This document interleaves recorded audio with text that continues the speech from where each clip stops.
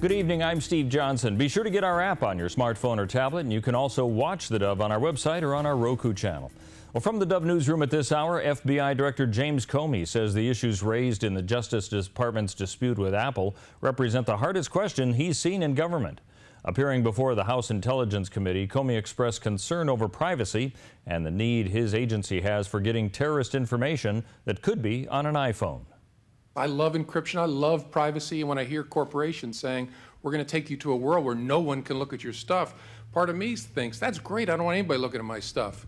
But then I step back and say, you know, law enforcement, which I'm part of, really does save people's lives, rescue kids, rescue neighborhoods from terrorists, and we do that a whole lot through court orders that are search warrants, and we do it a whole lot through search warrants of mobile devices.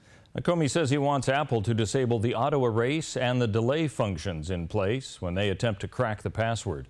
Apple CEO Tim Cook says the case comes down to whether the government can order a private company to write software that would make hundreds of millions of customers vulnerable to privacy attacks around the world. Within an hour of an evergreen federal bank robbery in Medford on Wednesday, leads came in via social media. Several tips came in that the man in the video was 24-year-old Casey Blunt. An officer on patrol recognized Blunt, who was convicted for a 2012 robbery, passing in the other direction. Because of heavy traffic, the officer couldn't pursue Blunt, but he took down the license plate number on his vehicle. A later search of Blunt's home turned up evidence, including some stolen cash. Well, early Thursday morning, authorities learned that the suspect was gambling at Seven Feathers Casino in Canyonville. Blunt was caught with more stolen cash on hand and taken into custody. A key to ensuring that more high school students graduate is working with at-risk students who may fall through the cracks. Nonprofit organizations like Magdalene Home, which provides shelter and guidance for teen mothers, are being credited for their role in helping girls who become pregnant before finishing school. Tricia Prendergast is a school board member and executive director for Magdalene Home. She says teen moms now have a greater feeling of adults being in their corner. Our girls are feeling like they're visible. They're feeling like people care about them who are on campus. People speak to them. They know their names.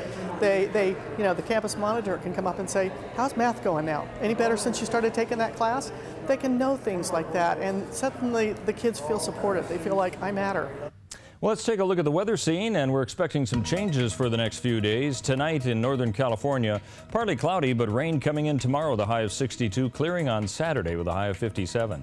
In the Klamath Basin, partly cloudy tonight, rain also with a high of 59 that is on Friday, 53, and clearing skies on Saturday. Along the coast, cloudy tonight, rain tomorrow with a high of 57, 57 also on Saturday, but only a 10% chance of rain.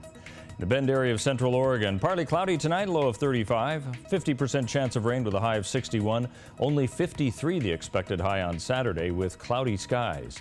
And for Southern Oregon in the Medford, Grants Pass, and Ashland area, partly cloudy and 42 tonight. Expect rain tomorrow with a high of 62 degrees, 61 on Saturday, just a slight chance of rain. The lows all 3 nights, fairly warm into the low 40s. And that's a look at news and weather. You're up to date with the latest on the Dove.